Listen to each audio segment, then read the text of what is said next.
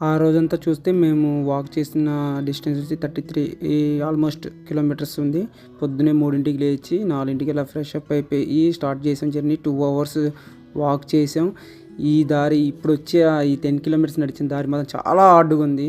So difficult. ఎందుకంటే ఒకవైపు మనకి మూన్ లైట్ ఉంటుంది. ఒకవైపు ఫోన్ టార్చ్ సైట్ 2 డిఫరెన్స్ వల్ల కళ్ళు బాగా డిస్టర్బ్ అయిపోయి రాంగ్ స్టెప్స్ వేసే ఛాన్సెస్ ఉంటాయి. అవి కొంచెం చూసుకొని వెళ్ళాలి. ఇక్కడికి వచ్చాక ఎగ్జాక్ట్లీ 10 కిలోమీటర్స్ తర్వాత ఇక్కడ వ్యూ ఉంటుంది రైట్ సైడ్లో. అక్కడ కొంచెం రిలాక్స్ అయిపోయి ఇంకా స్నాక్స్ అవి తినేసి మళ్ళా ప్రయాణం స్టార్ట్ చేసాం. ఇంకా అలా కిందకి వెళ్తున్నాం.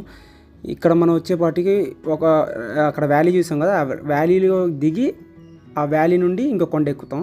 ఆ దిగే మార్గం కూడా చాలా డిఫికల్ట్గా ఉంది. అసలు మనకి ప్లెయిన్గానే ఉండదు, మొత్తం చాలా డిఫికల్ట్గా ఉంది ఇక్కడ. బట్ దిగాక ఇక్కడ చూస్తే మీకు ఇక్కడ మ్యాట్ వేసారు. ఎందుకు వేసారంటే మ్యాట్ జనాలు ఇలా నేచర్ కాడికి వచ్చి ఇక్కడంతా డిస్టర్బ్ చేస్తున్నారు నేచర్ని. సో అలా మ్యాట్ వేయాల్సి వచ్చింది. ఇంకా అది చూసుకొని మళ్ళీ పైకి ఎక్కి ఇంకా స్లోగా అలా నడుచుకుంటూ వెళ్తున్నాం. అక్కడ కొద్ది దూరం వెళ్ళగానే కొండ ముచ్చులు మనకి ఎదురు వచ్చినాయి. చెప్పడం మర్చిపోయా. దాన్ని వచ్చేసి మనం ఏమంటాం భీమిని కొలను అంటాం, ఇందా చూసిన వ్యాలీని.